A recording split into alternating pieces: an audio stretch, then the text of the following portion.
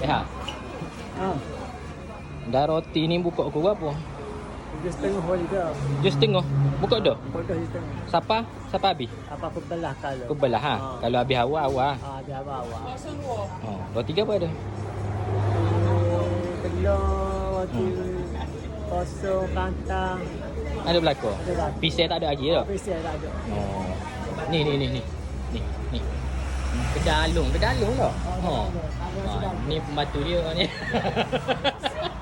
Ha, deh.